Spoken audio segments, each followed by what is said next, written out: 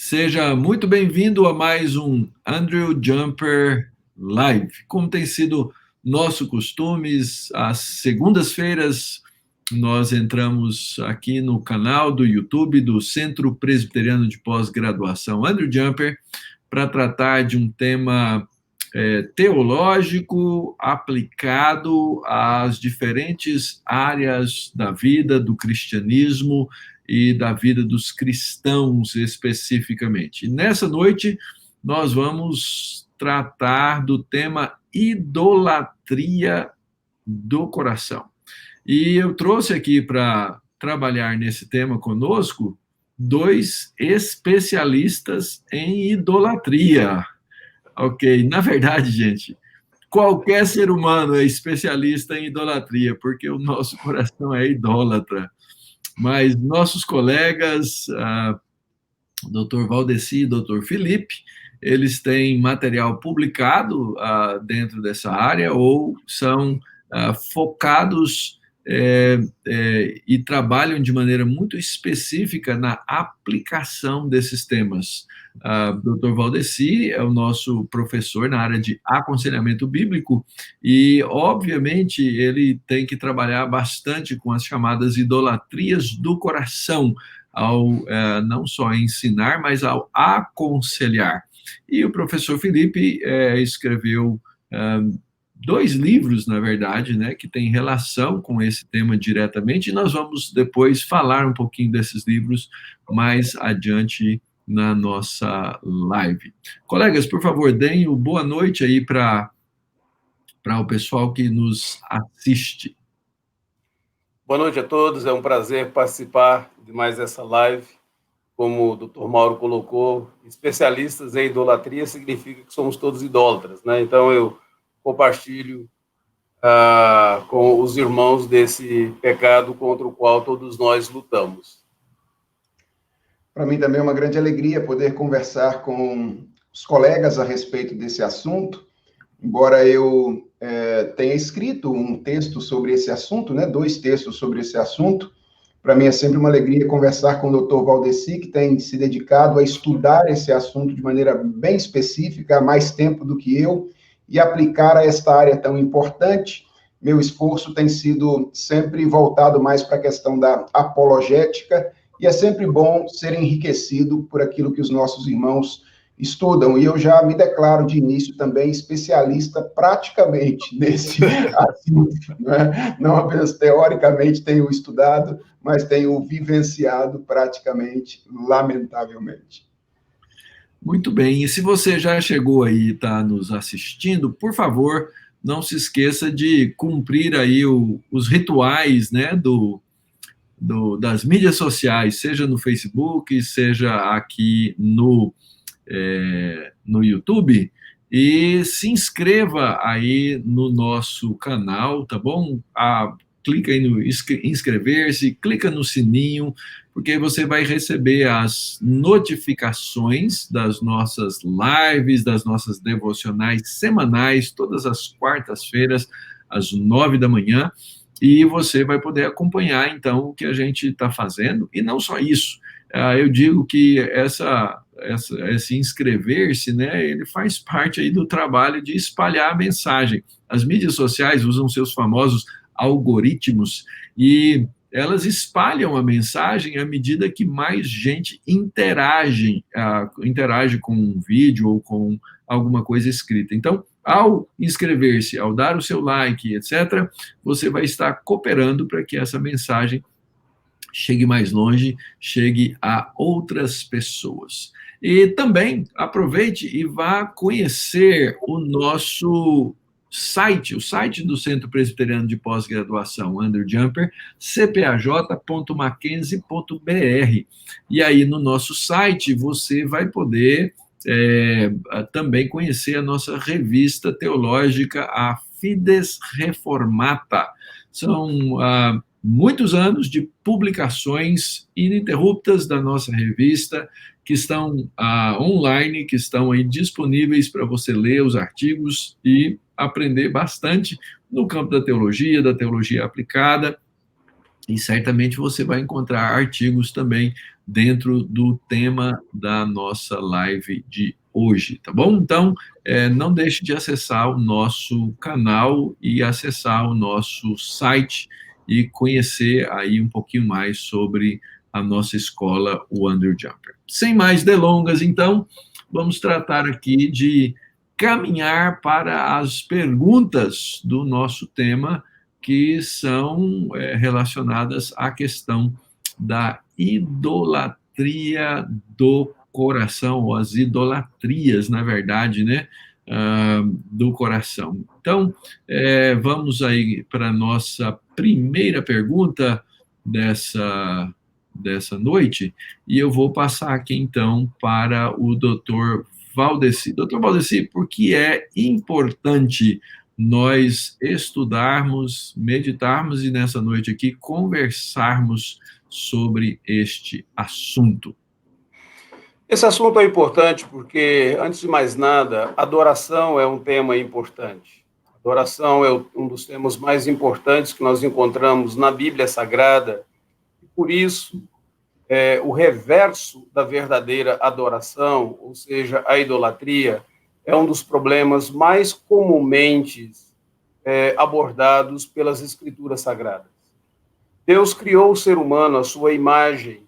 Porque Deus o criou à sua imagem, Deus fez dele um ser adorador. Está no nosso DNA. Deus nos criou para adorarmos a Ele de maneira verdadeira, de maneira correta. Mas, como todos nós sabemos, o pecado entrou no universo e aquilo que hoje nós vivenciamos não era para ser assim. Então, o pecado desvirtuou, inclusive, essa capacidade adoradora do ser humano. Faz com que o ser humano se torne um idólatra. O apóstolo Paulo define isso muito bem lá em Romanos, quando ele diz assim que o ser humano atual, ele adora a criatura no lugar do Criador. Então, ao invés de adorar ao Criador, ele adora a criatura em lugar do Criador. E como que isso acontece na minha vida, como que isso acontece na sua vida? O reformador João Calvino ilustra muito bem isso em um dos seus escritos, quando ele diz que a mente humana é uma fábrica de ídolos. Nós estamos sempre multiplicando, nós estamos sempre produzindo algumas coisas as quais nós adoramos. Nós colocamos sobre elas todo o nosso amor, colocamos sobre ela toda a nossa esperança, e nós fazemos com que essas coisas se transformem em deuses funcionais para nós. Então, este é um problema apontado nas Escrituras Sagradas, e este é um problema que ainda ocorre e acompanha o cristão na jornada, no desenvolvimento da sua vida cristã. Eu gostaria apenas de acrescentar aqui uma questão, falando aqui de maneira bem pessoal a respeito deste assunto. A razão pela qual eu escrevi, inclusive, sobre esse assunto e comecei a pensar sobre esse assunto é tão prática quanto teológica, não é? A gente, às vezes, separa essas duas coisas, nunca deveria separar a nossa teologia da nossa vida prática. Mas existem alguns momentos na vida, ou existem algumas circunstâncias, não é, em que a gente percebe a utilidade prática de um conceito teológico de maneira muito imediata. E eu costumo dizer para as pessoas que poucas coisas foram tão úteis para mim no entendimento do que significa a relação com Deus, no sentido de promover um aprofundamento do meu entendimento da relação com Deus, tanto quanto o conceito de idolatria do coração. Então, eu creio que as pessoas devem ser estimuladas a pensar sobre isso, e nós devemos ser estimulados a conversar sobre isso, porque este assunto é um assunto que tende a aprofundar o entendimento que nós temos da relação com Deus. Eu digo isso porque, em geral, a gente vê a relação com Deus como algo que se expressa ou que se reduz à nossa vida externa, não é? A nossa obediência exterior. E quando a gente compreende que Deus está interessado na nossa interioridade, nas nossas motivações, tanto quanto ele está interessado naquilo que nós fazemos externamente, a nossa visão do que significa se relacionar com Deus, agradar a Deus, é extremamente aprofundada quando nós entendemos isso. Então, eu costumo dizer, Mauro e Valdeci, que eu comecei a pensar sobre esse assunto por razões práticas. Houve um tempo na minha vida em que, pelo fato de ter nascido num lar cristão, de nunca ter experimentado um desvio ao longo da carreira cristã, pelo fato de, desde que eu me lembro de mim pequeno, eu me lembro como um cristão na igreja, vivendo, etc. Houve um tempo que eu cheguei a pensar que eu talvez fosse bom, sabe? E que talvez Deus não fizesse mais do que a sua obrigação de me levar para o céu. Afinal de contas, assim, olhando para a minha vida externa, estava ali tudo meio no seu devido lugar. E foi quando eu compreendi melhor essa ideia do lugar do coração na vida cristã e essa questão da idolatria do coração, que a clareza quanto à minha pecaminosidade e a necessidade da graça de Deus e, obviamente, o tamanho da misericórdia e da graça de Deus ficaram mais evidentes para mim. Então, tem uma razão prática aí. Eu creio que, pensando sobre isso, a gente aprofunda o entendimento que a gente tem da nossa relação com o Senhor. Ok. Doutor Valdeci já citou a célebre frase de Calvino, né? O coração humano é uma fábrica de ídolos. E então isso vai nos levar à nossa segunda questão aqui. Será que as pessoas entendem essa questão do coração ser a fábrica de ídolos? O que normalmente as pessoas entendem ser a idolatria, de onde ela vem e como é que a Bíblia, então, finalmente apresenta a idolatria? O que o coração tem a ver com isso? Ok? Professor Felipe, começa aí respondendo essa pergunta para a gente. Mauro, essa pergunta é quase ipsis literis o título do primeiro capítulo do meu livro. Idolatria, como a entendemos e como a deveríamos entender. E o que eu procuro fazer ali é exatamente estabelecer um contraste entre a maneira como geralmente a gente compreende este pecado e a maneira como a Bíblia nos apresenta este pecado. E o meu entendimento é que o nosso entendimento comum, né, a maneira como a gente geralmente entende o pecado da idolatria é superficial. Não é que ele esteja completamente errado, mas é que ele não toca o cerne da questão. Então, como a gente geralmente vê o pecado da idolatria, não é? Quando a gente fala idolatria ou idólatra, no que as pessoas geralmente pensam?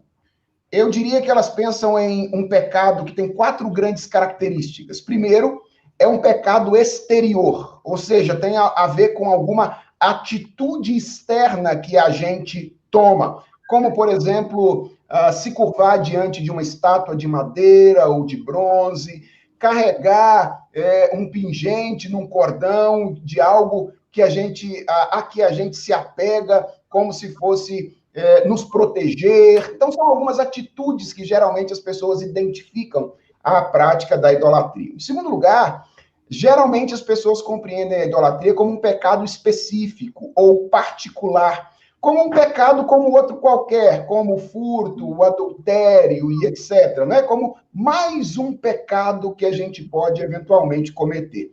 Geralmente a gente pensa na idolatria como pecado dos outros, principalmente nós que somos cristãos evangélicos, e aí nós tendemos a ver a idolatria como um pecado ou do paganismo, ou na tradição cristã, do catolicismo romano exclusivamente, e na maioria das vezes a gente vê esse pecado como um pecado relacionado ao culto, um pecado litúrgico, ou cometido em reuniões públicas de adoração, ou cometido naqueles ambientes de devoção particular. Então, é assim, esse é o entendimento popular de idolatria, né? Algo que a gente faz, um pecado específico, mais comum às outras pessoas do que a nós cristãos evangélicos e muito relacionado ao culto e à devoção particular. Mas o que a gente vê na Bíblia é que ela concebe idolatria de maneira bem diferente, não é? Eu não estou querendo dizer com isso que a idolatria não pode se exteriorizar, não pode se tornar um pecado típico de grupos particulares, não pode se manifestar no culto e na adoração pública. Tudo isso é verdade. Mas o entendimento bíblico é um pouco mais profundo. É o de que idolatria é um pecado primariamente interno, ou seja, tem a ver com as nossas motivações fundamentais, com a nossa adoração no coração. Segundo, é um pecado radical ou um pecado de raiz. Não é um pecado qualquer, ele é o pecado que está na base de todos os demais. Terceiro, é um pecado universal, ou seja, todas as pessoas estão, de alguma forma, envolvidas com este pecado que é a idolatria, e é um pecado integral, no sentido de que ele pode ser cometido em qualquer dimensão da nossa existência, em cada decisão ou escolha que nós tomamos na nossa vida, a idolatria pode estar nos motivando de alguma forma. Então, eu creio que parte do nosso desafio é aprofundar o entendimento que as pessoas têm do pecado da idolatria.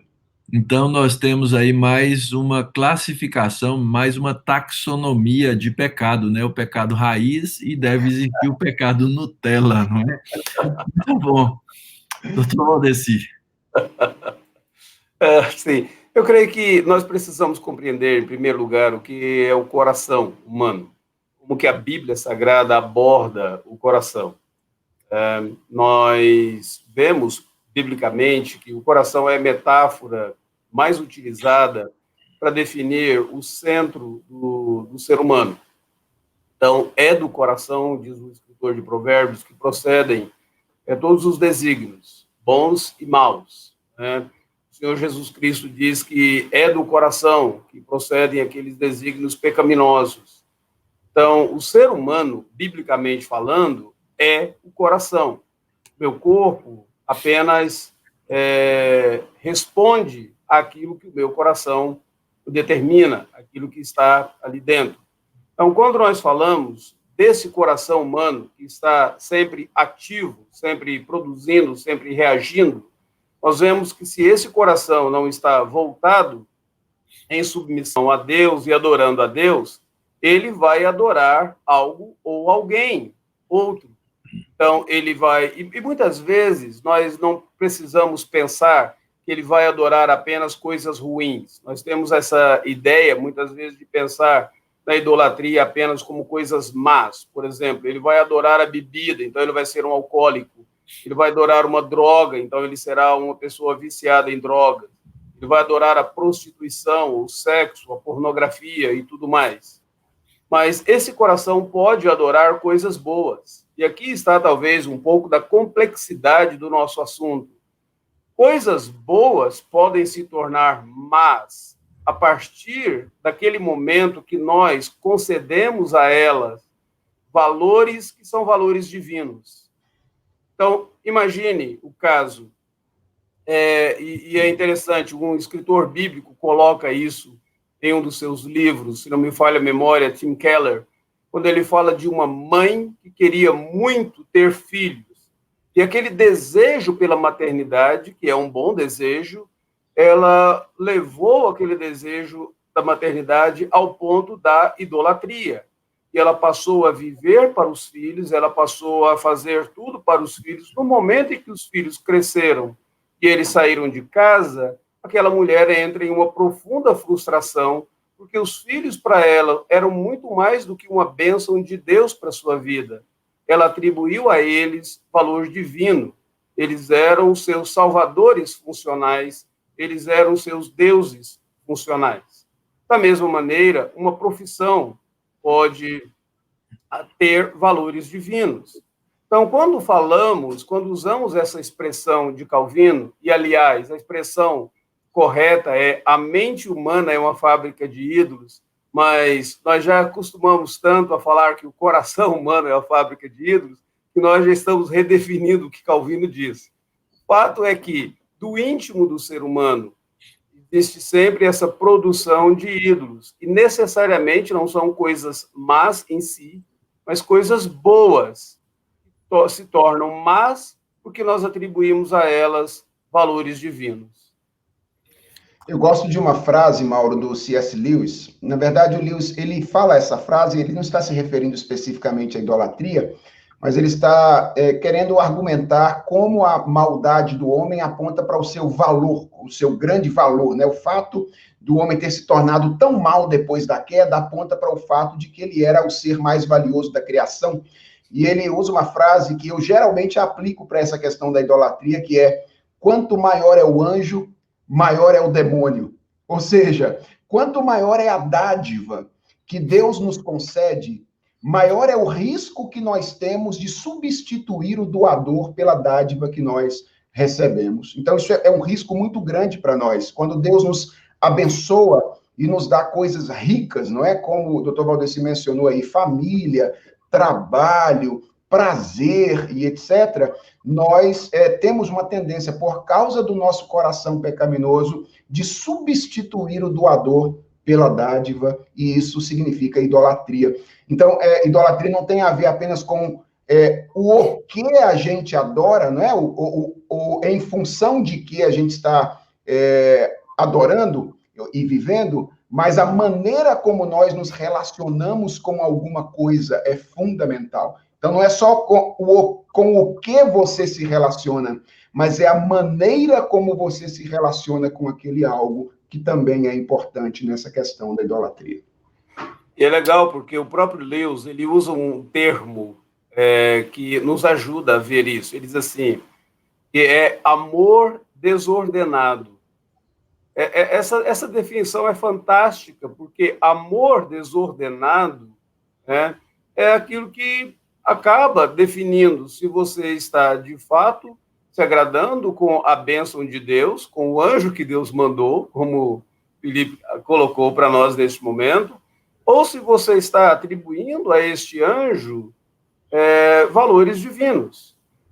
Então, não é errado a mãe amar o filho, não é errado o pai amar o filho, errado é amá-lo como se ele fosse o Deus da sua vida. E aí ele acaba, ao invés de amar como um presente de Deus, como um dom de Deus, ele o ama como se fosse o próprio Deus. E nesse ponto é que há o problema ali. Amor desordenado é algo contra o qual todos nós devemos lutar. Ok. Isso tem muitas implicações, né, já citadas pelos colegas, né, quanto às coisas boas que nós tornamos em idolatria. Isso tem a ver com a origem da idolatria em si, o fato de que nós fomos criados para adorar e nós invertemos esse primeiro papel. Então, na verdade, a gente usa algo da criação original, fomos criados para adorar a Deus, e aí nós nos iludimos, né, com a idolatria do eu e do proponente dessa idolatria do eu, que é o próprio diabo, que é Satanás, lá a partir de Gênesis, no capítulo 3, né?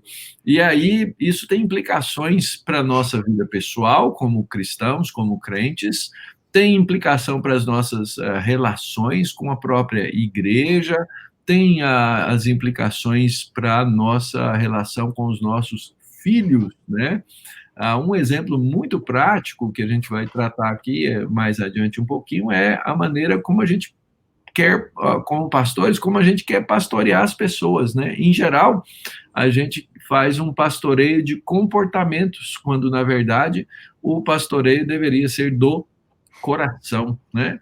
Então, trabalhando aqui nossa próxima questão, como é que a experiência da idolatria torna-se, né, ou pode ser muito real na vida de um cristão?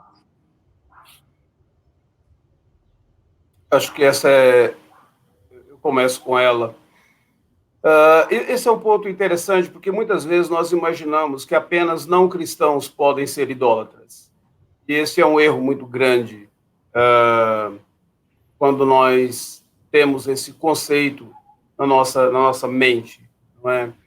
Porque um crente também, nós vemos isso na Escritura Sagrada, o povo de Israel, inúmeras vezes, se envolveu em idolatria. E se você observar, há um texto na Escritura, em Ezequiel, capítulo de número 14, quando fala sobre sacerdotes, fala sobre pessoas que serviam a Deus, e é dito ao profeta, esses homens criaram ídolos dentro do seu coração. De fato, a idolatria pode fazer parte da experiência cristã quando esse cristão cego para aquilo que ele de fato ama. E deixa eu colocar da seguinte maneira, algumas pessoas, inclusive, usam Jesus Cristo como um meio para atingir o fim da idolatria. Vou dizer da seguinte maneira, aceite Jesus Cristo para que o seu casamento seja melhor. Ou seja, nesse caso, a pessoa está indo a Cristo, sendo que Jesus é apenas um meio para atingir o alvo que o seu coração tanto deseja. Ou então, receba o Senhor Jesus Cristo para você ser uma pessoa próspera na sua vida. Você viver para Cristo, a prosperidade vai ser uma realidade, você vai ter uma profissão melhor e você será mais feliz. Então, todas essas coisas boas, temos que tomar cuidado, porque se elas se tornam a razão principal, acaba sendo um ponto de idolatria. E até mesmo, você mencionou, Mauro, a questão de muitos pastores. Interessante, existe inclusive a idolatria da atendência à igreja. Então, por exemplo, há pastores que, quando, por alguma razão, o templo não está cheio, ele vai para casa deprimido. E, muitas vezes, quando ele dá relatos de onde ele pregou, ele acaba citando números de pessoas para quem ele falou. Então, ele diz, olha, eu preguei para 600 pessoas, eu preguei para mais de 3.000 pessoas. Então, essa acaba sendo uma idolatria de números, idolatria da tendência. O fato é que a idolatria é algo tão sutil. Filipe colocou isso de forma bem legal quando ele diz é algo do interior, e a Bíblia diz está no coração, é algo tão sutil que muitas vezes nós podemos fechar os olhos e ficar cegos para aquilo a que de fato nós servimos. Gosto muito de um trabalho, um artigo que foi produzido pelo David Powlison em 1999, foi publicado já em inglês, ele se encontra naquela coletânea de aconselhamentos bíblicos, publicado pelo Palavra da Vida.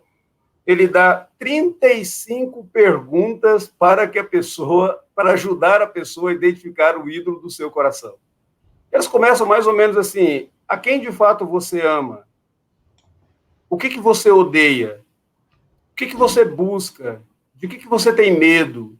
Coisas assim que você acaba questionando o seu íntimo, o seu coração, para você perceber aquilo que tem dominado a sua vida, se é o Senhor Jesus, ou se é alguém ou alguma outra coisa.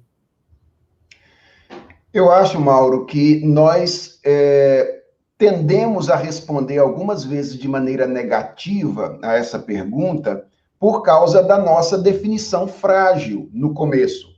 Quando a gente, às vezes, entende idolatria apenas como aquela experiência externa de se curvar diante de um ídolo de madeira ou de pedra, aí a gente olha e diz, olha, isso não é uma realidade para a grande maioria dos cristãos. E, de fato, talvez essa não seja, assim, de maneira imediata, não é a realidade da maioria dos cristãos. A questão é que a Bíblia define de maneira diferente. E a Bíblia está cheia de textos bíblicos, como o Dr. Valdeci mencionou, que revelam claramente que a idolatria é uma possibilidade muito real e concreta, mesmo para aquelas pessoas que já foram salvas, alcançadas pela graça de Deus. Então, só para lembrar alguns aqui, o primeiro mandamento é não terás outros deuses diante de mim. E esse texto não foi dado para outro povo, senão o povo de Deus. Era o povo com quem Deus estava se relacionando, que recebeu esse mandamento, e ele só o recebeu porque certamente esse era um problema possível, real, para ele. Né? Deus não daria essa ordem, não fosse um problema real. Agora, isso não é coisa só lá do Antigo Testamento, não, como algumas pessoas às vezes costumam imaginar, né? Como se aquilo que tivesse no Antigo Testamento não fosse algo importante, relevante, necessário para a nossa vida hoje. Por exemplo, a gente tem 2 imperativos contundentes contra a idolatria no Novo Testamento. Em 1 Coríntios, capítulo 10, verso 14, nós temos Paulo dizendo: meus amados, fugi da idolatria. Ele está escrevendo para a igreja, para pessoas que ele chama de irmãos. Mas ele diz, olha, fujam da idolatria. E depois, João, na primeira carta, no capítulo 5, verso 21, diz: filhinhos, guardai-vos dos ídolos. É um outro imperativo lá no Novo Testamento. Então, esses imperativos mostram muito claramente que esse é um pecado possível, um pecado real para aqueles que já foram alcançados pela graça de Jesus Cristo. Obviamente, a nossa relação com a idolatria é diferente da relação do ímpio, não é? O ímpio, ele é um escravo dos ídolos. Ele não pode discernir, combater a sua idolatria, porque ele está dominado por ela.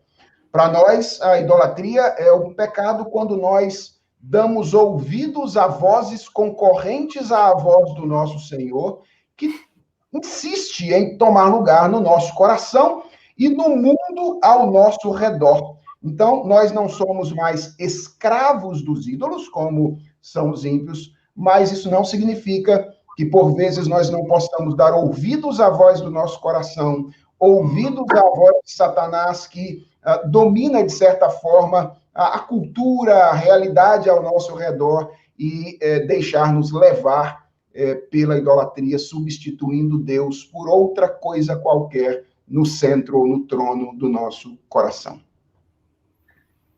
Uma das grandes diferenças, né, entre a maneira como o cristão vai lidar com as idolatrias do seu coração e o incrédulo é que o cristão foi dado a ele tanto o Espírito Santo, que convence do pecado, da justiça e do juízo, para convencê-lo da idolatria, e o fato de que o cristão ele tem um espelho para se olhar, que é o espelho da Escritura. Cada vez que eu me olho no espelho da Escritura, eu vou enxergar, se eu quiser de fato enxergar a verdade, eu vou enxergar a idolatria e não a mim mesmo. Quando o homem contempla-se, né, usando a figura de Tiago, né, o seu rosto natural no espelho, ele enxerga a si mesmo, ou seja, ele enxerga o ídolo. E ele, então, fortifica, né? Então, cabe uma pergunta que o cristão precisa sempre fazer. Eu tenho que me fazer aqui, Mauro, participar aqui dessa live e falar sobre idolatria e, inclusive, pedir para o pessoal deixar o like, etc. Isso não é um ato de idolatria? Não é uma vontade, não é um desejo de atrair a atração, a visão, né, para mim mesmo, ou para nós, ou para alguma outra coisa que não seja Cristo? Então, é uma pergunta constante que o cristão precisa fazer diante do espelho da Escritura para entender se ele não está aí se envolvendo com a idolatria. Então, essa é uma das grandes diferenças de fato. E aproveitando aqui esse momento, deixa eu falar, quer saber mais sobre idolatria? Quer entender melhor a teologia, né? Nós temos aqui na nossa escola programas que são 100% online, nos quais você pode se matricular, basta que você tenha um curso, um diploma de um curso superior completo, seja em teologia ou qualquer outra área, e você pode vir estudar com a gente. Então, eu te convido a conhecer nossos programas online, nossos cursos de EAD, no site cpaj.mackenzie.br/EAD. Logo no começo do site lá tem um banner bem grande para você acessar e estudar numa dessas 4 áreas aí que hoje nós temos: a teologia sistemática, teologia bíblica, teologia aplicada e missiologia. E você vai poder estudar com o Dr. Felipe, Dr. Valdeci, com os nossos outros professores aqui no CPAJ e aprender mais sobre como aplicar a teologia, a palavra de Deus, à sua vida, ao seu cotidiano, tá bom? Muito bem, gente, vamos lá, vamos trabalhar mais uma questão aqui. Como é que nós podemos, como é que nós devemos identificar os nossos próprios ídolos? Como fazemos isso? Bem, antes de dar meu pitaco aqui quanto a essa pergunta, eu quero começar dizendo que essa é uma tarefa das mais complicadas, das mais complexas do mundo, ok? Dr. Valdeci enfatizou ali a dimensão na qual a idolatria acontece, né? A idolatria acontece no coração.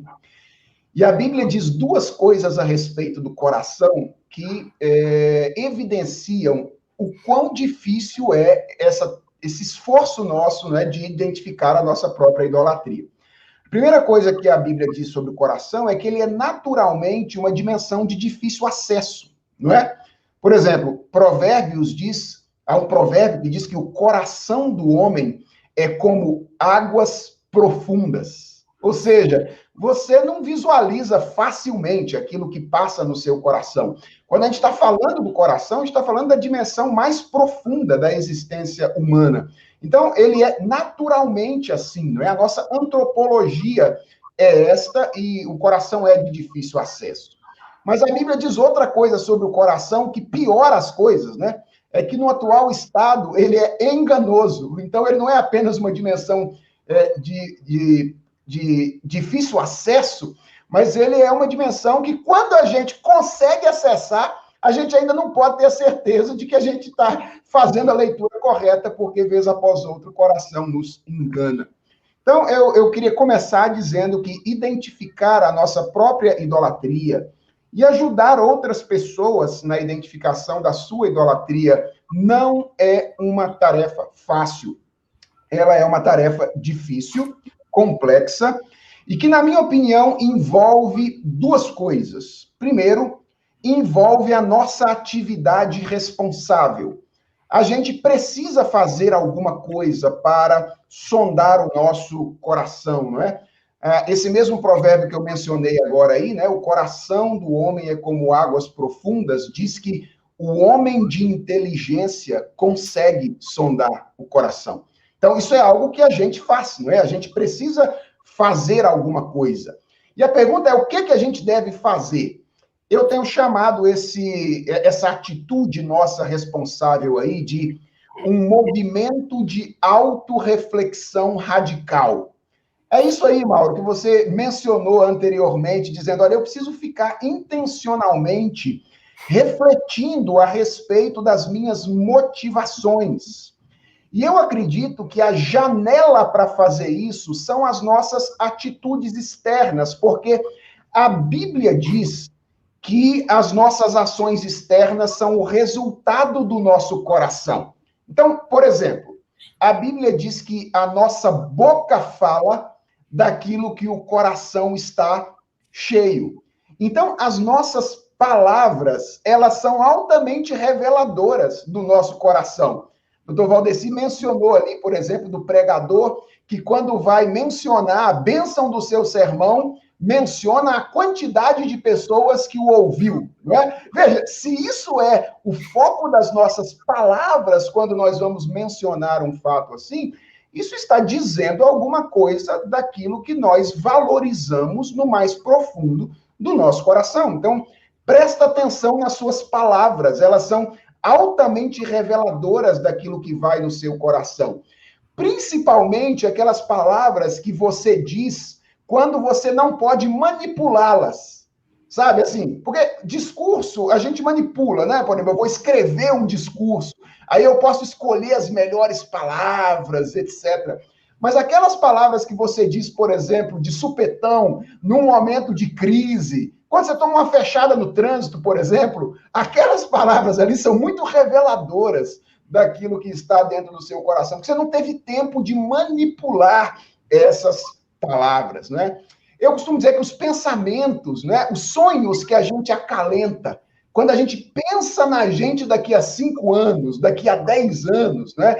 Para onde o nosso pensamento nos leva? Isso é muito, muito revelador daquilo que está no nosso coração, se a adoração a Deus ou a idolatria. Então, eu creio que o desafio para a gente sondar o coração é verificar, através das expressões da nossa vida, pensamentos, palavras, atitudes, num movimento para dentro de nós mesmos, para a interioridade de nós mesmos, sondar as nossas motivações. Agora, veja, isso é o que nós temos que fazer. Agora, isso é inútil, obviamente é inútil, se Deus não estiver em atuação em nós, por meio do Espírito e por meio da palavra. Para encerrar aqui a minha resposta a essa questão, e ouvir também as contribuições do Dr. Valdeci, eu lembro que a Bíblia diz claramente que a palavra é a espada do Espírito, e ela é aquele instrumento que o Espírito Santo usa para invadir o nosso coração e nos ajudar a diagnosticar aquilo que nós não conseguiríamos fazer, a parte da sabedoria que Deus nos dá através da sua palavra. Então, são as duas coisas que me vêm à mente aqui de imediato. A nossa ação responsável nesse movimento para dentro de nós mesmos, né, nessa viagem para dentro das nossas motivações, obviamente, acompanhado da ação do Espírito por meio da palavra. Eu creio que é isso mesmo. As palavras do Felipe, elas estão muito alinhadas com aquilo que nós vemos nas Escrituras Sagradas. A boca fala daquilo que está cheio o coração. Então, o coração, ele ficará sempre falando daquilo que o agrada, daquilo que ele ama. Então, ele vai sempre contar a vitória do seu time, né? A pessoa sempre vai contar a vitória do seu time, como que o seu time massacrou o time adversário, ele vai falar dos seus sonhos, ele vai falar das suas grandes realizações. O coração, ele é enganoso, é verdade. O coração é difícil de acessar, mas ele se expressa. Ele se expressa por meio das nossas palavras, ele se expressa por meio do nosso comportamento também. Ele não consegue ficar o tempo todo contido ali. Portanto, nós precisamos estar sempre atentos.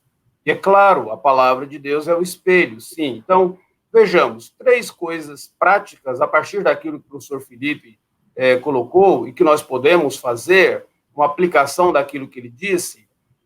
Eu diria, considere quais são os tesouros do seu coração.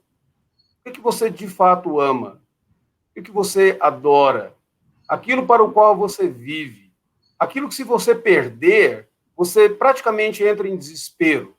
Se você perder, você perde o controle das suas próprias emoções. Pode ser seu carro, Felipe deu a expressão do trânsito, né? Bater no seu carro. Você já sai do seu carro totalmente transfigurado, porque o seu carro não é para você apenas uma propriedade, é aquilo que você ama, é a sua segurança, foi o seu investimento, o seu dinheiro todo está ali. Então, quando você vê aquilo sendo retirado de você, você perde o controle, porque aquilo é muito mais do que um mero veículo, um mero meio de transporte. Você atribuiu a ele alguns valores. Então, o que você entesoura? O que você ama, de fato? O que você adora na sua vida? Algumas pessoas adoram a sua aparência. Tenho conversado com irmãs em Cristo Jesus, senhoras, que elas não conseguem receber alguém, elas não conseguem ser hospitaleiras. Ou seja, é um princípio bíblico. Porque a casa para elas nunca está arrumada como elas acham que deveria estar. Então, elas preferem não receber alguém. E aí vem um segundo princípio que eu colocaria. O que você está disposto a pecar para manter? Você está disposto a pecar a ideia da aparência, da casa bem arrumada, a manter isso, e pecar transgredindo o princípio bíblico de ser hospitaleiro, de não receber uma pessoa na sua casa, um irmão, uma reunião de um grupo de estudos bíblicos e assim por diante? O que o indivíduo está disposto a pecar para manter? E nós vemos isso na Bíblia Sagrada. Nós vemos isso no caso de Raquel. Lá no Antigo Testamento, o livro de Gênesis, Raquel, ela roubou os ídolos do seu pai. E quando o pai dela alcançou Jacó e disse para ele que alguém havia roubado os ídolos, e Jacó disse assim, olha, quem você encontrar com seus ídolos, com os ídolos aqui, será morto. E Labão começa a procurar os ídolos, Raquel escondeu os ídolos. Ela escondeu os ídolos debaixo de uma cela do camelo, e ela se sentou naquela cela, e ela disse que ela não poderia levantar daquela cela porque ela estava menstruada. Se ela estava ou não, não é a questão. O fato é que ela estava disposta a manter e pecar, manter aquele furto, manter aquele roubo, pecando daquela forma para manter os seus ídolos. Então, o que você está disposto a pecar para manter? Talvez uma terceira coisa, a terceira aplicação que eu faria disso que Felipe nos disse, seria o seguinte: o que leva você a fazer sacrifícios? Sacrificar o seu tempo, sacrificar o seu dinheiro, sacrificar a tua família. Eu conheço homens de Deus, pessoas muito responsáveis, mas o trabalho para essas pessoas é tudo, o sucesso para elas é tudo. E elas acabam sacrificando a família, sacrificando o tempo que teria com a família. Eu conheço pessoas que lutam contra outros pecados tão cruéis na vida deles, que acabam sacrificando o tempo que eles teriam de produtividade, porque eles dedicam tempo demais àquilo que eles amam. Eu já aconselhei pessoas que elas adoram um determinado time de futebol, a paixão pelo time de futebol é tão grande que elas não conseguem trabalhar, mas ficam na internet o tempo todo checando as notícias do time, quem contratou, quem está chegando, qual é a pontuação, quando haverá uma camisa nova, onde esse time vai jogar, e assim por diante. Ou seja, o que te cobra sacrifício? Porque toda idolatria leva o idólatra a fazer sacrifícios. Então, eu creio que, de início, essas 3 sugestões aí, como aplicação daquilo que Felipe nos colocou, ajudaria a identificar os meus ídolos pessoais. Eu tenho certeza aí dos nossos espectadores que, assim como eu, quando o Dr. Valdeci citou, né, o exemplo do futebol, que é uma coisa para a qual eu não ligo, eu pensei em outra pessoa. Você fez isso? Então, é a comprovação de que é muito mais fácil eu identificar os ídolos dos outros do que os meus próprios ídolos. E essa é uma coisa muito importante. A gente tem faz parte do nosso legalismo farisaico, né? Identificar o pecado do outro e identificar a idolatria do outro, talvez de um palmeirense, talvez de um flamenguista. Não quero citar nomes aqui nessa live para evitar problemas, mas você observa isso, né? Falaram sobre carro, né? Essa sempre foi uma luta pessoal minha, que o meu pai era muito cioso da questão do carro, né? Era um símbolo, o carro era um símbolo da capacidade financeira, do crescimento na vida, da riqueza e da propriedade do homem, né? Então, meu pai era muito cioso do carro, eu herdei aquilo, e essa é uma briga, né? Que a minha esposa aponta a minha idolatria. Eu bater o carro, ou bater, eu não me importo, mas se alguém, né, um dos filhos, já passamos por esses momentos lá em casa, né, arranhava o carro, eu ficava chateado, tendo a ficar ainda, né? Então, são coisas meramente materiais. Ela fazia, é só um carro, é só um paralama, é só um para-choque, né? Mas a gente fica chateado. Você colocou a palavra correta, você diz, o carro é um símbolo de alguma coisa. É justamente esse ponto. De fato, é apenas uma coisa material, mas é símbolo de alguma coisa. De uma idolatria, né? Às vezes, a própria maneira de dirigir, né? Tem dias que eu estou irritado e nervoso por alguma coisa e eu começo a externalizar o velho Mauro, que morreu lá na década de 80, mas ele ressuscita e ele aflora, né, no trânsito. E eu preciso parar e falar assim, senhor, dá um jeito nesse velho homem aí, porque eu não estou conseguindo, né? Ah, então, nós somos assim, né? Nós temos essas questões que nós precisamos nos olhar no espelho. Nossa próxima pergunta, que tem a ver, obviamente, nessa sequência, né? Em termos culturais e sociais, quais são os ídolos principais da nossa sociedade contemporânea? Essa é uma excelente pergunta, porque nós precisamos observar que, de fato, alguns valores, eles mudam e eles são mais realçados em determinadas culturas e determinadas épocas. Mas uma delas talvez seja o sucesso.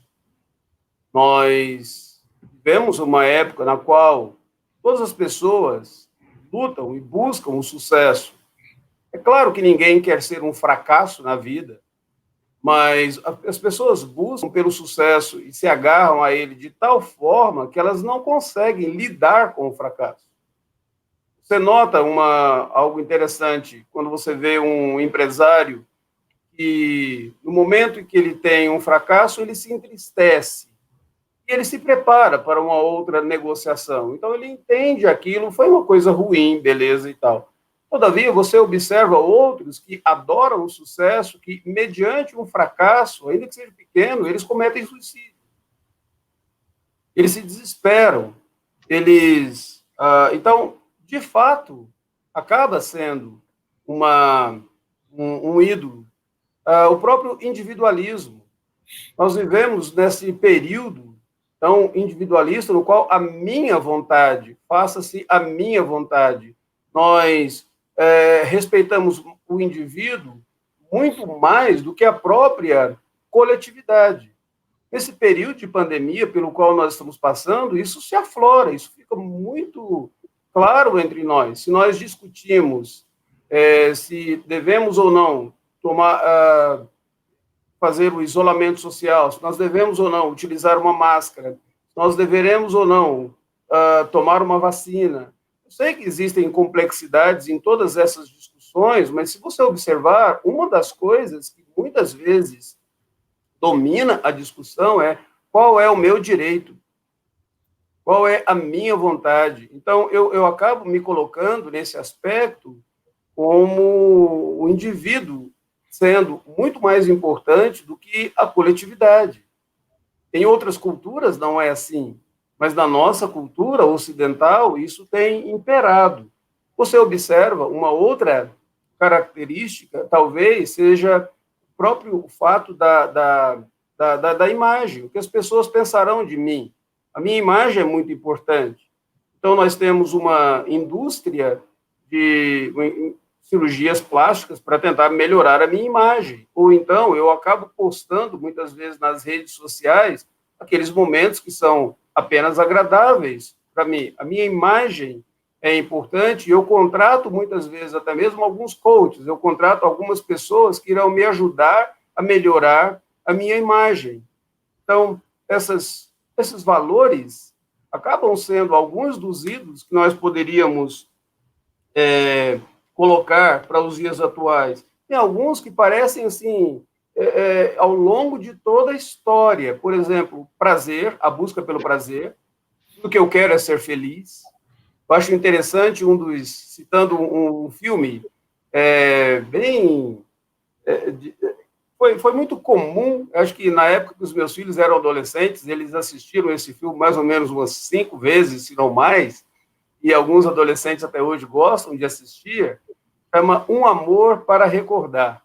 Fala da história de uma moça, ela tinha leucemia, filha de um pastor, e ela se enamora por um rapaz que é um rapaz não crente. E o pastor questiona aquele namoro. O pastor questiona, não porque ela estivesse namorando o rapaz não crente, mas porque ela não poderia dar a ele esperança de uma vida conjunta.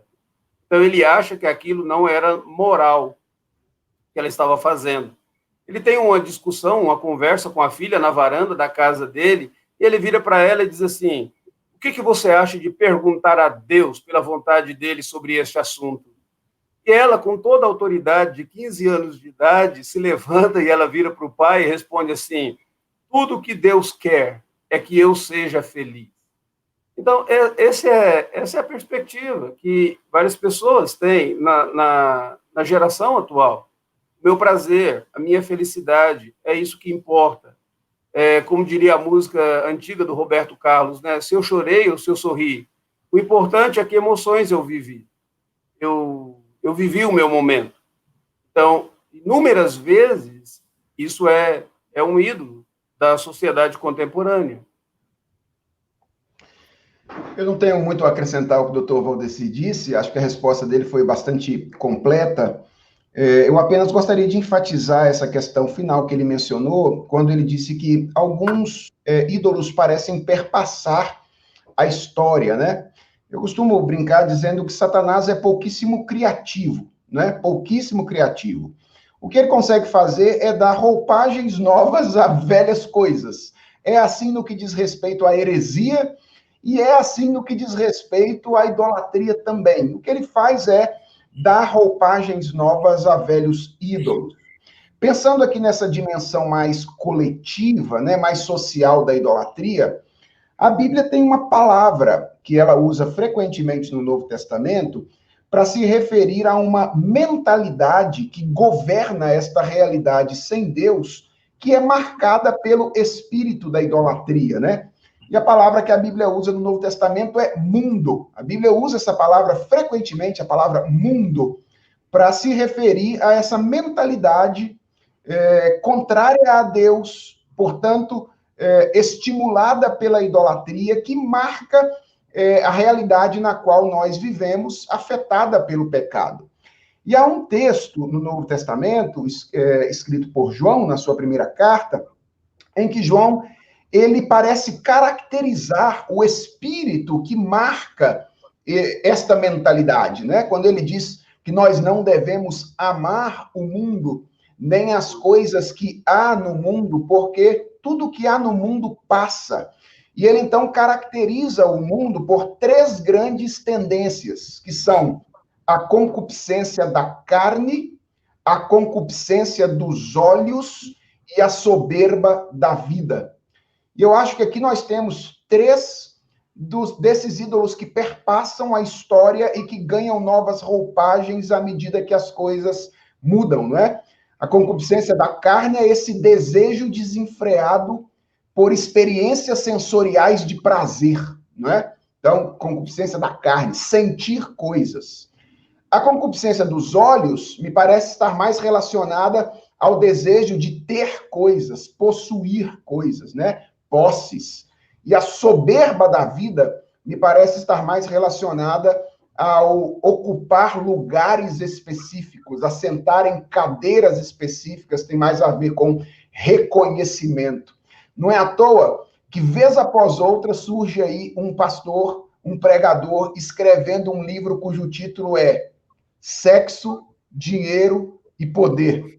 De vez em quando você tem um livro aí de alguém escrevendo sobre sexo, dinheiro e poder. Então, o Piper, por exemplo, tem um livro com esse título, o Richard Foster tem um livro desse título. Se não me engano, o Paul Tripp tem um livro aí que fala a respeito disso, mais relacionado ao ministério pastoral. Então, acho que aí estão três grandes ídolos que perpassam a história e não é diferente com a nossa sociedade: sexo, dinheiro e poder, prazer, posse e posição. Três P's, eu não tinha combinado isso não, viu? Prazer, posse e posição são três coisas que frequentemente tomam o nosso coração e nos colocam contra o Senhor. Sessão de confissões número 2. Primeiro foram as confissões de pastor, né? Agora a confissão de professores. Eu já ouvi isso dos senhores e eu próprio já passei por isso, né? Como professor. A questão da imagem, né? A gente dá aula, a gente dá dezenas de cursos por ano, e todos os nossos cursos têm uma avaliação feita pelos alunos, né? E às vezes você tem lá, e a gente gosta de ler as avaliações, na intenção de melhorar o nosso curso, né? Mas a idolatria está lá, né? Eu me lembro de uma vez que em geral, porque nós até acreditamos que temos o dom para ensinar, em geral, as avaliações dos cursos são boas. Os alunos dizem muito obrigado, professor, foi maravilhoso, aprendi demais. Aí tem 30 alunos e um diz que não gostou, que não indica, que não quer, que não aprendeu. Qual é que pesa no coração?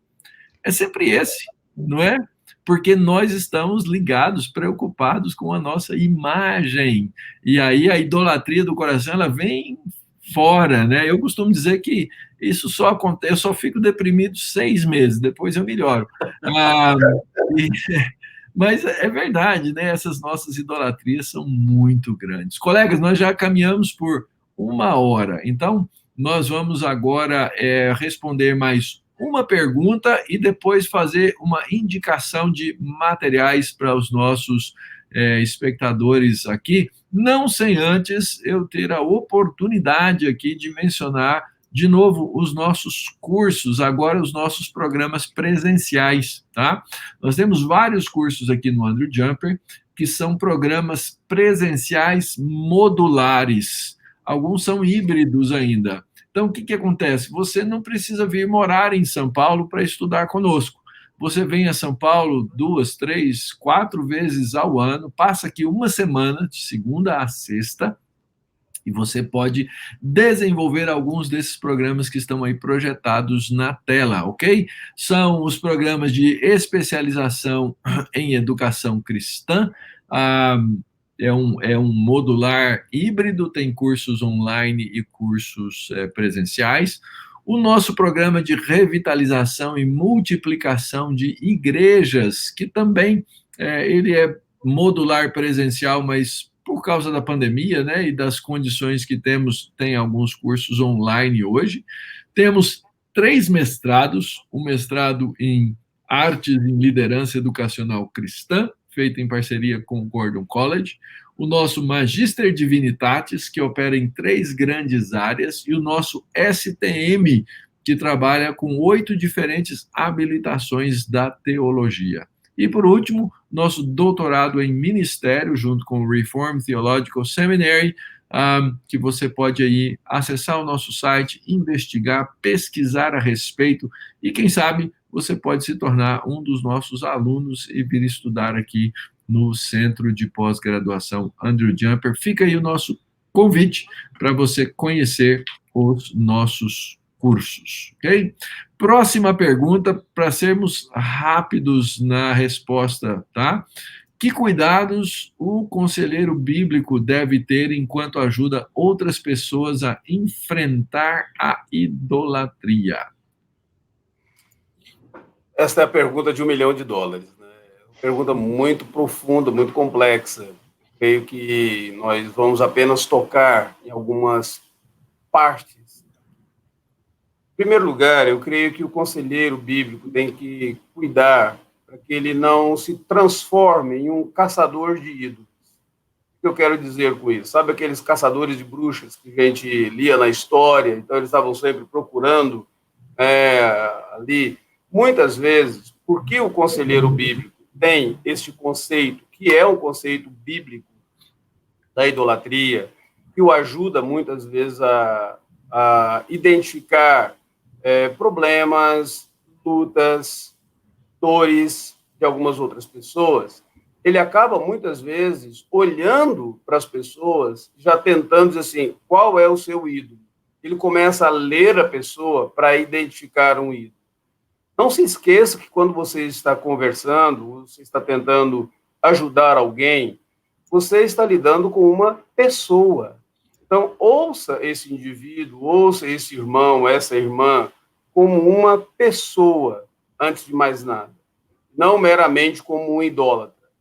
Então, cuidado para você não sair por aí. Tem um ditado, uma expressão em inglês que diz assim, coloque um martelo nas mãos de uma criança e ela vai pensar que tudo que existe no mundo é um prego. Então, algumas pessoas, elas pegam um conceito que é um conceito bom, da idolatria, bíblico, que elas acham que tudo que existe no mundo é prego, e elas começam aplicando esse conceito e acabam deixando de se relacionar uns com os outros como seres pessoais. Têm as suas lutas, têm as suas dores, têm os seus sofrimentos, carecem da ajuda também. Então, cuidado para não fazer isso. O segundo cuidado que eu diria é o seguinte: qualquer pessoa que idolatra também demoniza.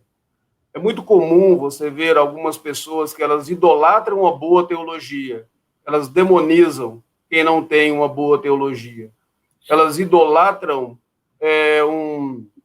um valor, um conceito verdadeiro, elas demonizam qualquer pessoa que não partilha daquilo. Então, muito cuidado, porque tantas vezes você acaba expressando a sua idolatria na maneira de você demonizar quem não pensa como você pensa.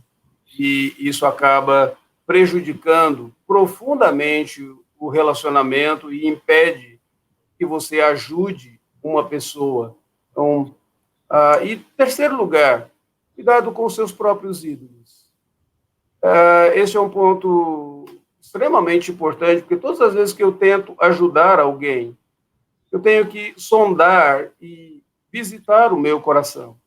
Porque muitas vezes o próprio ídolo de estar sempre certo, de estar o desejo de estar sempre certo, o desejo de idolatrar os meus próprios dons espirituais, como se eu utilizar, de fato, isso vai funcionar, eu acabo me tornando tão pragmático nisso, que eu não consigo entender de outra maneira, que eu não consigo, muitas vezes, perceber que talvez eu não possa ajudar essa pessoa. Talvez esse não seja o melhor momento de eu ajudar essa pessoa. Talvez não seja essa a melhor abordagem que eu estou utilizando. Então, se você deseja, de fato, ajudar alguém, sonde e procure analisar os ídolos do seu coração também, em todo esse processo. Eu colocaria essas 3 dicas ali para nos ajudar neste momento. Também não tenho muito a acrescentar aqui a essa questão, apenas lembrar que isso que o Dr. Valdeci acaba de dizer agora foi uma orientação dada pelo Senhor Jesus Cristo, né? Quando ele relacionou lá trave e cisco, né? Ou seja, nós, para sermos instrumentos de bênção na vida de outras pessoas, precisamos estar dispostos a enxergar a nossa própria condição. A menos que a gente se enxergue na condição na qual estamos verdadeiramente, nós jamais conseguiremos ser instrumentos de Deus na vida de outras pessoas a fim de ajudá-las. E se eu tivesse que acrescentar aqui um aspecto, um risco, né, um cuidado, é o cuidado de não ser precipitadamente categórico. Às vezes nós somos muito categóricos na nossa interpretação das circunstâncias vivenciadas pelas pessoas. E eu creio que às vezes nós, impomos a nossa interpretação dos fatos às pessoas muito rapidamente. Quando eu creio, na verdade, o nosso desafio seria ajudar as pessoas a visualizar o estado do seu próprio coração. Ou seja, o meu papel como pastor e conselheiro é ajudar o meu irmão em Cristo nesse movimento que ela tem que fazer para dentro de si, para visualizar a situação, a condição do seu próprio coração. Então, eu acho que um conselheiro bíblico talvez devesse usar muito mais expressões do tipo olhe para o seu coração e veja se isso não está acontecendo com você. Olha, olhando para as circunstâncias externas, isso mostra que talvez o seu coração esteja comprometido com isto ou com aquilo. Procure visualizar isso, ore diante de Deus para ver se isso não está. E eu acho que, idealmente, é o aconselhado que devia chegar a essa conclusão e dizer, olha, depois de ter orado, mediante das suas palavras, etc., eu tenho concluído que, de fato, este é o meu problema, esta é a minha condição. Então, eu acho que evitar essas imposições, não é, de uma interpretação precipitada e categórica, e caminhar no auxílio desta pessoa, talvez seja uma questão para a qual o conselheiro bíblico deva se atentar. Nossa tendência sempre, né, é adotar o tom professoral no lugar do tom pastoral, né? E a nossa luta e dificuldade é, então, poder, junto no aconselhamento bíblico, ter empatia com o aconselhado, né? E não simplesmente ser um profissional nesse sentido, se de fato queremos ser pastores. Muito bom, gente. Por último, então, colegas, vamos fazer aí algumas indicações de material para que as pessoas que nos acompanham aqui possam ter acesso aí a livros, artigos, literatura que ajude sobre este tema. Quem começa? Eu gostaria de indicar 2 livretos fantásticos que têm me ajudado muito em todo esse processo. Um deles é este aqui, né? Opa, o autor é bom, hein? Olha A aí. Origem da Idolatria. Eu deveria, na verdade, estar entrevistando os 2 autores aqui. Então, esse livro do Dr. Mauro, ele trabalha a partir de uma teologia bíblica do assunto, de fácil leitura, muito profundo. Eu indico que os irmãos, de fato, leiam. O outro é do professor Felipe Fontes, né? Quando nós vemos a idolatria do coração, o inimigo ignorado. E é fantástico como ele coloca o inimigo ignorado, porque ele fala justamente sobre esse aspecto da profundidade desse inimigo contra o qual nós lutamos. Há um outro material que tem ajudado bastante também e ele influenciou vários outros acadêmicos, é este material do Greg Beale. Você se torna aquilo que adora, que é um dos problemas da idolatria. As pessoas muitas vezes não percebem que a adoração ela tem esta capacidade, ela tem esse poder de fazer com que o adorador se transforme naquilo em que ele adora, tanto para o bem quanto para o mal.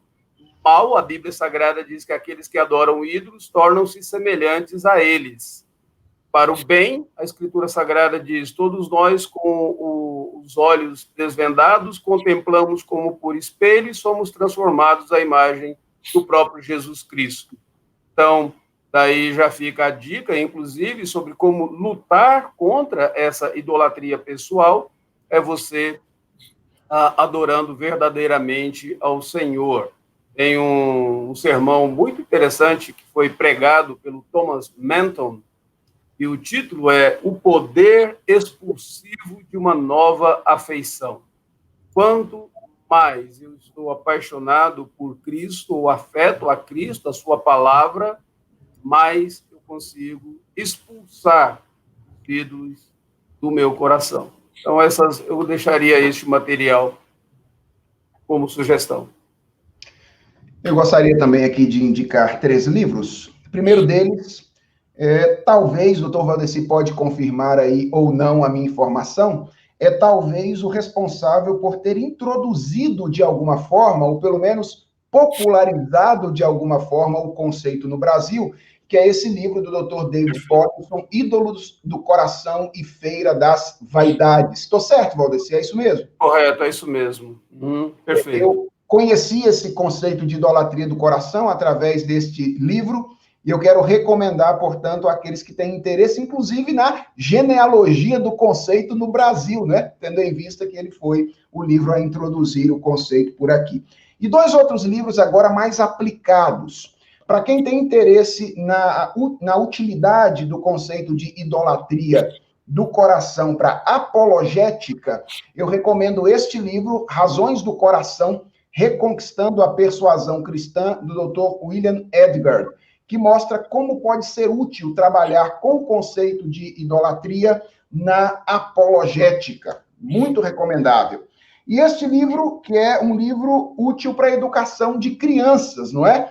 Pastoreando o Coração da Criança, Dr. Ted Tripp, que eu recomendo para todos os pais, pessoas que estão envolvidos com a educação das crianças, que trabalha exatamente com essa ideia do coração, do papel do coração na educação e de como ele deve ser redirecionado no trabalho que nós fazemos com os nossos filhos. Então, ficam aí 3 indicações específicas.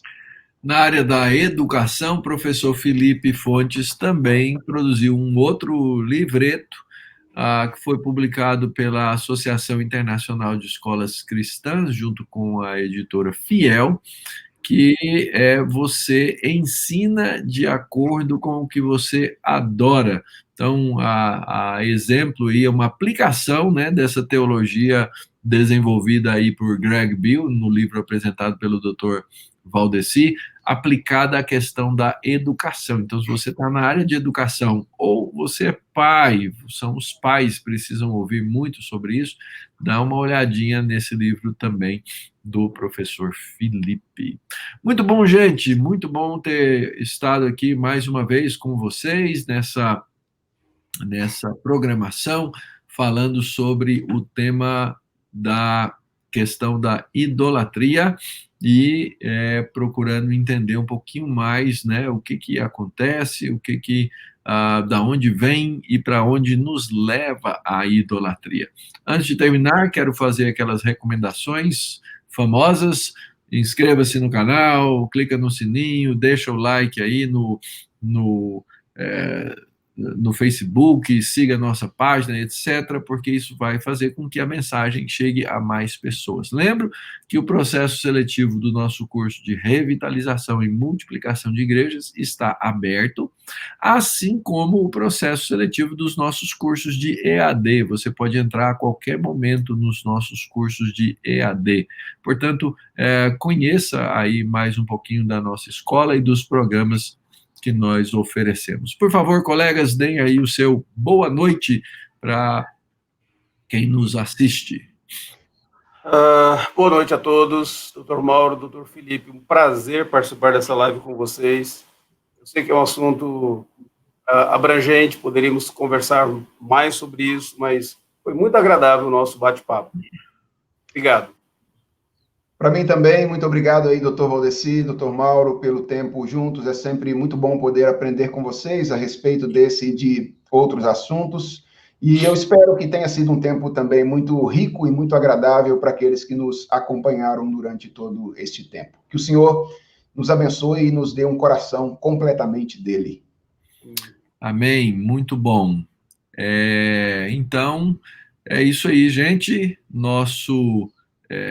Boa noite para você que nos acompanhou, uma semana abençoada na presença do Senhor e que nós tenhamos aí o nosso coração cativo de um só Senhor, porque é o único caminho para combatermos e para lutarmos contra as idolatrias do nosso próprio coração. Que o Senhor te guarde, que o Senhor te abençoe e que tenhamos uma boa semana na presença do nosso Deus.